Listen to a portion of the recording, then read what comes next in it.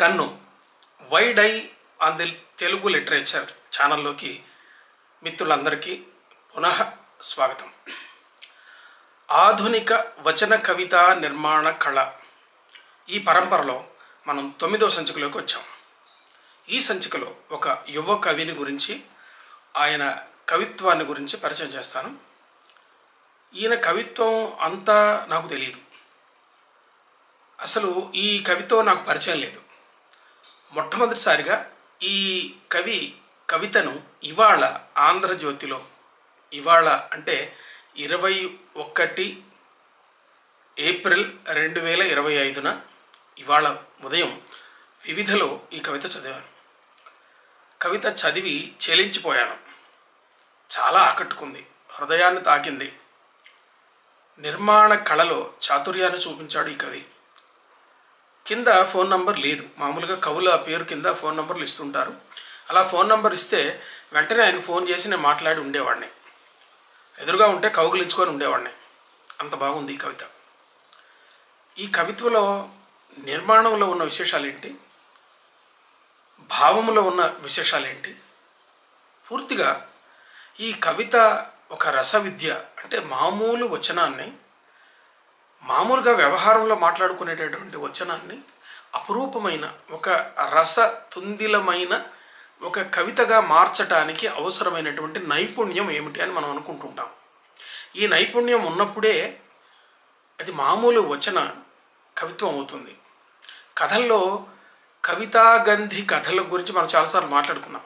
అంటే కథ రాసేటప్పుడు అది కవిత్వంతో సమానంగా ఉండేలాగా రాసిన వాళ్ళు ఉన్నారు. అయితే కవిత్వంతో అంత లోతైన కవిత్వంలాగా కనిపించే కథ రాసినప్పుడు కథలో కథన గుణం తగ్గే ప్రమాదం ఉంటుంది. అది తగ్గకుండా రాసిన వాళ్ళ ఇంకా బాగుంటాయి. పొడి పొడిగా మాట్లాడుతున్నట్టుగానే కథ ఉంటుంది, కానీ దాని లోపల చాలా ధ్వని అన్నీ ఉంటాయి. ఈ కథా నిర్మాణ కళ గురించి ఇప్పుడు మనం మాట్లాడట్లేదు. కానీ అదే లాంటి వచనాన్ని మామూలుగా వ్యక్తులు మాట్లాడుకునే వచనాన్ని రాస్తూనే దాని లోపల అత్యంత ధ్వని గర్భితంగా గొప్ప కవిత్వాన్ని చెప్పటం, దీన్నే మనం వచన కవితా కళ అంటున్నాం. ఈ కళను సంపూర్ణంగా నింపుకున్న ఈ కవిత నాకు బాగా నచ్చింది, అందుకే పరిచయం చేస్తున్నాను. అందుకే నేను సీనియర్లు జూనియర్లను వెనక ముందు అనుకోకుండా ఒక పరంపరలో నా భావ ప్రసరణ, అంటే భావ ఒక చైన్ ఒకటి ఉంటుంది, అంటే ఒక శృంఖల అలా పోతూ ఉంటుంది. ఆ క్రమంలోనే నేను కవిత్వం ఎన్నుకోవటం, ఆ కవుల గురించి రాయటం చేస్తూ ఉంటాను. దీన్ని మిత్రులందరూ గమనించారు, గమనిస్తూనే ఉంటారు. ఈ కవిత శీర్షిక దేహపు మాటలు. ఒక భార్యాభర్త మధ్య సంబంధాన్ని గురించి, ప్రేమను గురించి మాట్లాడుతూ ఉంటాడు.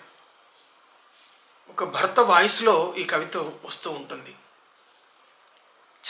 కవిత చదివిన తర్వాత విశేషాలు మాట్లాడుకుందాము.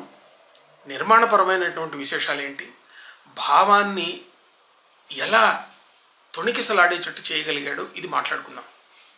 శీర్షిక మళ్ళీ దేహపు మాటలు. చూడండి. చీకటిలో నా గుండెల మీద నీ తలను ఉంచి కురులను ఆరేసుకున్నావు.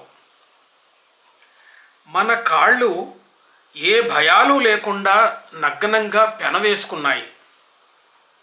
నువ్వు అమాయకంగా ప్రేమగా హత్తుకున్న నా ఒళ్ళంతా నీ వెచ్చని స్పర్శతో మురిసిపోతూ ఉంది.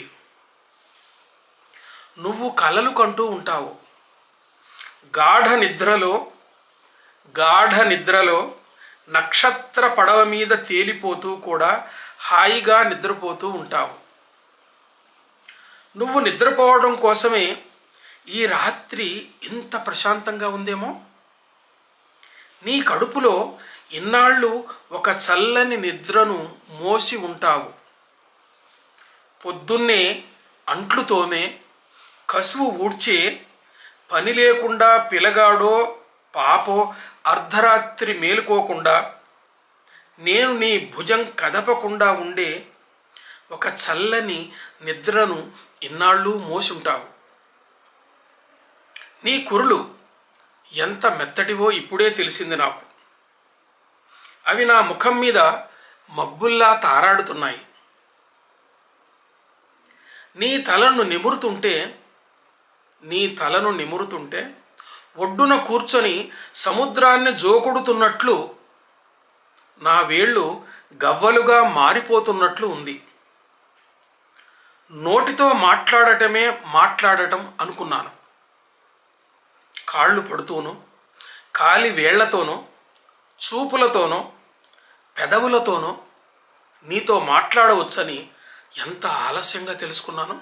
నా దేహం అంతా మాట్లాడుకోవటానికే నిన్ను చేరుకుందేమో అనిపిస్తోంది. ఇదిగో నీ ముక్కు మీద ముద్దు పెట్టి నిజం చెప్తున్నా. ఇన్ని కౌగిళ్ళు నీ దోసిట్లో పెట్టి ఇవ్వడమే ప్రేమని ఇన్నాళ్ళు తెలియలేదు నాకు.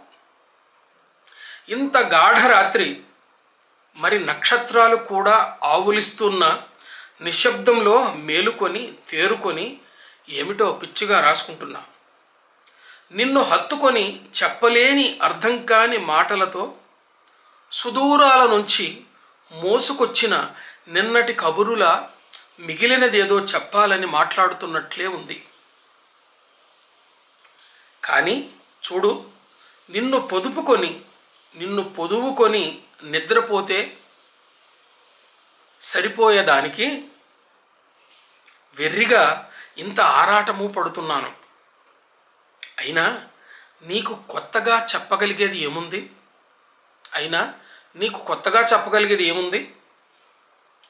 యుగాల నుంచి నిన్ను మౌనంగా ఉంచానుగా. నువ్వే ఒక్కసారి మాట్లాడవు. ఇదండి కవిత. ఈ కవిత అచ్చువేసిన పేజీని మీకు ఈ స్క్రీన్ మీద చూపిస్తున్నాను, చూడండి.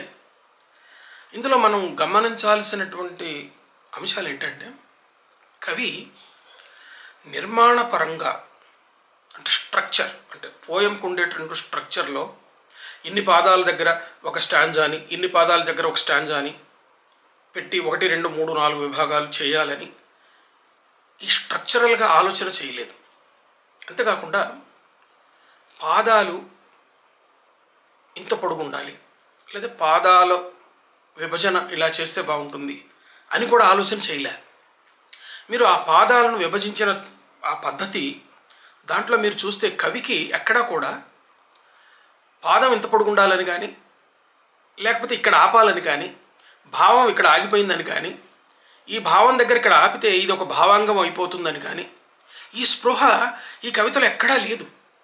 అంటే మరి ఈ కవి మిగతా వాటిని ఇలాగే రాశాడో నాకు తెలియదు.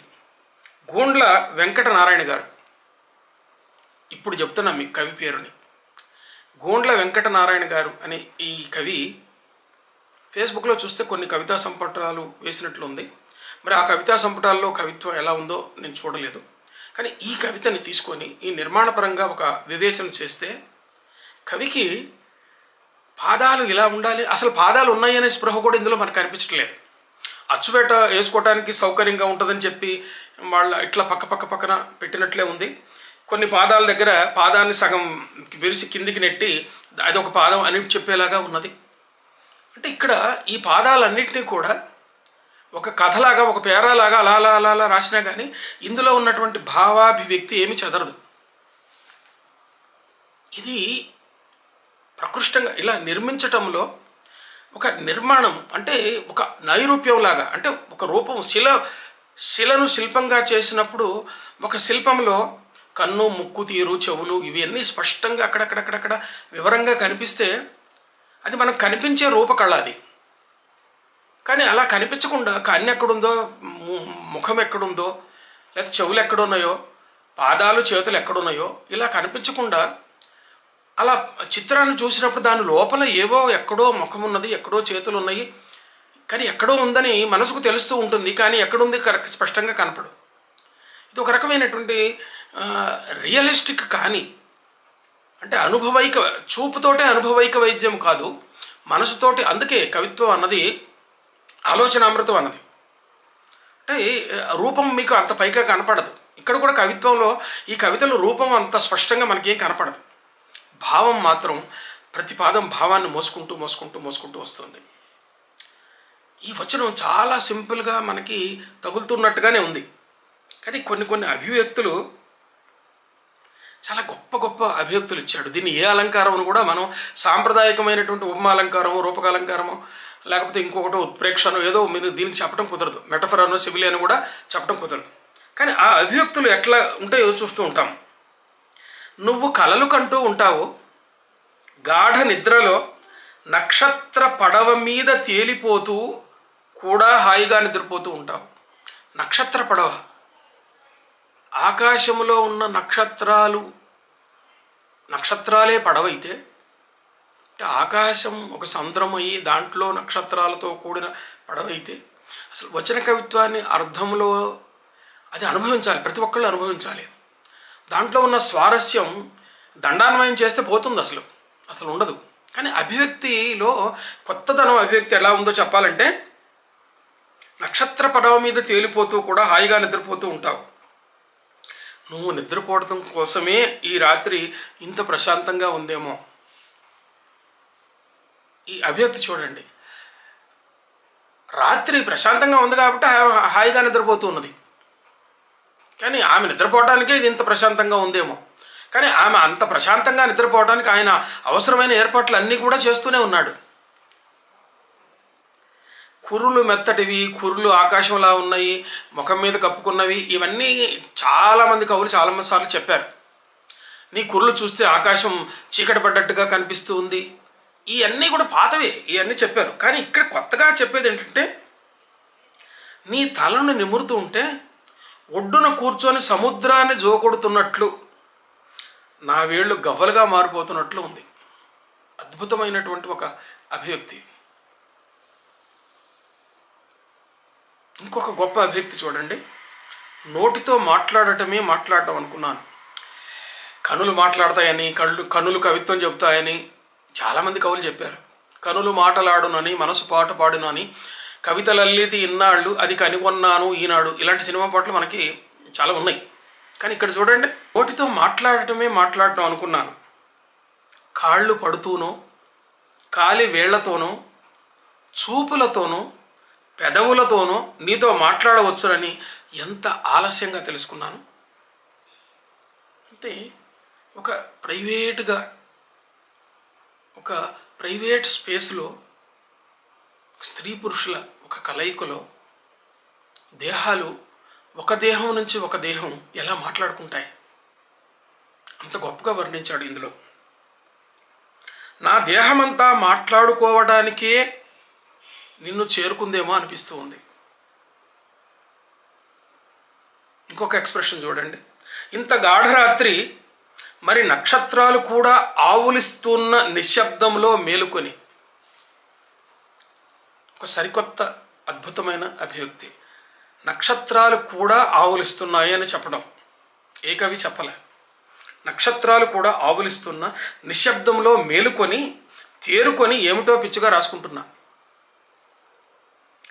నిన్ను హత్తుకొని చెప్పలేని అర్థం కాని మాటలతో సుదూరాల నుంచి మోసుకొచ్చిన నిన్నటి కబురులా మిగిలినది ఏదో చెప్పాలని మాట్లాడుతున్నట్టుగానే ఉంది.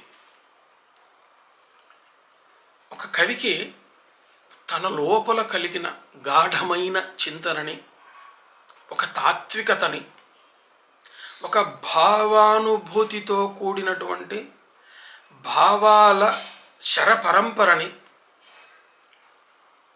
ఒక ప్రవాహాన్ని, దాన్ని చదివిన పాఠకుడిలో కూడా యథాతథంగా కలిగించగలిగినప్పుడు ఆ కవి సంపూర్ణంగా విజయవంతమైనట్టు లెక్క. అంటే ఒక అనుభూతి, కవిలో కలిగినటువంటి అనుభూతి కంటితో చూసిన చదివిన పాఠకుడిలో ఎంత గొప్పగా కలుగుతుంది అన్నది ఇక్కడ ఒక తార్కణ. కవి ఎవరో తెలియదు, మొదటిసారి చదువుతున్నాను, కానీ అంత గొప్ప భావాన్ని నాలో కూడా కలిగించగలిగాడు. అంటే ఆ భావాన్ని పొందడంలో వేరువేరు వ్యక్తుల నేపథ్యాన్ని బట్టి కూడా వాళ్ళకి అర్థమయ్యే పరిస్థితి ఉంటుంది. దాన్ని ఇప్పుడు ఆథర్ ఈజ్ డెడ్ అన్నది, ఈ సిద్ధాంతాలన్నీ అక్కడ దగ్గర మనం పోక్కర్లేదు, తెలుస్తూనే ఉంటుంది. కానీ చూడు, నిన్ను పొదుపుకొని నిద్రపోయే సరిపోయేదానికి నిన్ను పొదువుకొని గుండెల్లో పొదువుకొని నిద్రపోతే సరిపోయేదానికి వెర్రిగా ఇంత ఆరాటపడుతున్నాను. అయినా నీకు కొత్తగా చెప్పగలిగేది ఏముంది అంటే, నేను చెప్పగలిగే అన్నీ ఎప్పుడో చెప్పేశాను, చెబుతూనే ఉన్నాను. కానీ చివరి 2 పంక్తులు చూడండి. కవితలో చివరి 2 పంక్తులు మీరు కూడా ఆ బొమ్మ మీద చూడొచ్చు. ఆ నిర్మాణం ఎలా ఉందో కూడా చూడొచ్చు. యుగాల నుంచి నిన్ను మౌనంగా ఉంచానుగా, నువ్వే ఒకసారి మాట్లాడవు. ఇవి 2 పాదాలు. యుగాల నుంచి నిన్ను మౌనంగా ఉంచానుగా, నువ్వే ఒకసారి మాట్లాడవు. ఈ 2 పంక్తులు కూడా మిగతా కవిత్వం మీద ఒక ఫ్లడ్ లైట్ వేసినట్టుగా ఈ 2 పంక్తులు కనిపిస్తున్నాయి. ఒక దృశ్యం మీద కాంతి ఎంత బాగా ఉంటే ఆ దృశ్యం అంత బాగా కనిపిస్తుంది మనకి. కెమెరా కూడా అంతే కదా, లైట్ ఎంత బాగుంటే అంత బాగా తీయగలుగుతుంది. అంటే ఈ 2 పంక్తులు కూడా ఇటొక ఫ్లడ్ లైట్ ఇటొక ఫ్లడ్ లైట్ పెట్టి దాని మీదకి ఫోకస్ చేస్తే ఆ దృశ్యం ఎంత బాగా కనిపిస్తుందో ఈ 2 పంక్తులు కూడా ఒక ఫ్లడ్ లైట్ లాగా కనిపిస్తున్నాయి. ఈ 2 పంక్తులు కూడా పైన ఉన్న దాన్ని మొత్తాన్ని కూడా, పై కవిత్వం మొత్తాన్ని కూడా చాలా లోతైన వ్యాఖ్యానానికి గురి చేస్తున్నాయి. ఏంటది? నిన్ను ఎన్నాళ్ళు మౌనంగా ఉంచాను.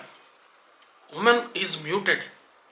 స్త్రీని మాట్లాడకుండా ఇన్నాళ్ళు నిన్ను మాట్లాడకుండానే నేను ఉంచాను. ఇప్పుడైనా మాట్లాడవా అంటున్నాడు. నువ్వే ఒకసారి మాట్లాడవు, ఒకసారి నువ్వు మాట్లాడు, వినాలనుంది, నీ భావం తెలుసుకోవాలనుంది. ఇంత గొప్ప అనుభూతిని కవి కలిగిస్తున్నాడు. ఇప్పుడు మహాకవులు కావడానికి పెద్ద పెద్ద బండిల్స్ రాసిన వాళ్ళు లేరు. మహాకవులు అయినటువంటి వాళ్ళు గురజాడ అప్పారావు గారి కవిత్వం మొత్తం కలిపి ఎంత ఒక 100 పేజీలు లోపే, 80 పేజీలు 90 పేజీలు ఉంటుంది అంతే. ఆయన యుగ కవి అన్నాం. శ్రీశ్రీ గారి కవిత్వము మహాప్రస్థానాన్ని దాటిన తర్వాత మరో ప్రస్థానం అని, లెమ్మరుక్కులని చెప్పి కందాలు ఇవన్నీ చాలా చాలా చాలా చాలా రాశాడు. మరో ప్రస్థానం, ఖడ్గ సృష్టి ఇవన్నీ ఉన్నాయి. కానీ ఇప్పుడు కూడా మహాప్రస్థానమే మనం చెప్పుకుంటాం. మరో ప్రస్థానంలో సిద్ధాంతం ఉంది, కవిత్వం లేదు. చాలామంది చదివిన వాళ్ళకి తెలుసు అది. లిమరిక్కులు వీటన్నిటిలో ఉన్నటువంటి చమత్కారాలేవి. అవన్నీ కూడా ఆయనకి పద్య కళా నైపుణ్యాన్ని చెబుతాయి అవి. కానీ శ్రీశ్రీని ఇంకొక శతాబ్దం వరకు నిలబెట్టినా కానీ మహాప్రస్థానం నిలబెడుతుంది. అందులో కూడా సిద్ధాంతం ఉన్నది, కవిత్వం కూడా ఉన్నది, కవిత్వం గట్టి కవిత్వం ఉన్నది, నిలబడుతూ ఉన్నది. కాబట్టి ఒక మహాకవి కావడానికి లేదా ఒక కవి గొప్ప కవి కావడానికి ఎన్ని సంవత్సరాలు ఎన్ని సంకలనాలు వేశాడు అన్నది అది కొలత కాదు. ఇలాంటి ఒక 20 కవితా సంకలనాలు వేయాల్సిన అవసరం లేదు. ఇలాంటి చిక్కటి కవితలు ఒక 20, ఒక 30, ఒక 40 ఒక సంకలనం వేసినా చాలు, గొప్ప కవిగా మిగిలిపోతాడు. అజంతా కవిత్వం అంతా కూడా ఎంత ఉంది? వేగుంట మోహన్ ప్రసాద్ గారి కవిత్వం అంతా ఎంత ఉంది? మోహన్ ప్రసాద్ గారి కవిత్వం అంతా కూడా 150-200 పేజీల లోపే. అజంతాదైతే ఇంత చిన్న, but they stood, they stands for ever. అలాగే నేను ఎప్పుడు చెప్తూనే ఉంటాను, గొప్ప కవిత్వానికి వాల్యూమినస్ వర్క్ అవసరంలా. నేను ప్రతిరోజు కవిత్వం రాస్తాను, సంవత్సరానికి ఒక కవితా సంకలనం వేస్తాను, ఈ ప్రతిజ్ఞ చేసిన వాళ్ళు చాలామంది ఉన్నారు. కానీ వాళ్ళల్లో కవిత్వం కూడా మళ్ళీ అంతే మిగిలి ఉంటుంది. మిత్రులారా, ఈ ఆధునిక వచన కవిత నిర్మాణ కళ పరంపరలో ఇంకా 4-5 కవుల కవితా సంకలనాన్ని సిద్ధంగా పెట్టుకున్నాను. వాటికి నోట్స్ తయారు చేస్తున్నాను. నేను వేరు రకాల పనులు చేస్తూ ఉంటాను. నాకు వ్యక్తిగతమైన పనులు అవి ఇవి. ఈ క్రమంలోనే ఒక్కొక్క కవిని తీసుకొని వస్తుంటాను. మధ్యలో జటిదిగా ఇలాంటి కవులు అకస్మాత్తుగా కనిపిస్తూ ఉంటారు. కనిపించినప్పుడు చెప్పాలనిపిస్తూ ఉంటుంది. కాబట్టి నేను చెప్పాను. మిత్రులారా, ఈ వీడియో మీకు నచ్చితే లైక్ చేయండి. పులికన్ను ఛానల్ సబ్స్క్రైబ్ చేసి పక్కనున్న బెల్ బటన్ నొక్కండి. దీనివల్ల చాలామంది మిత్రులు నా ఛానల్ని ఉచితంగా చూసే అవకాశం ఉంటుంది. మీకు సంబంధించినటువంటి ఎపిసోడ్ కూడా ఎంతోమంది ఉచితంగా చూసేటటువంటి అవకాశం ఉంటుంది. నమస్తే.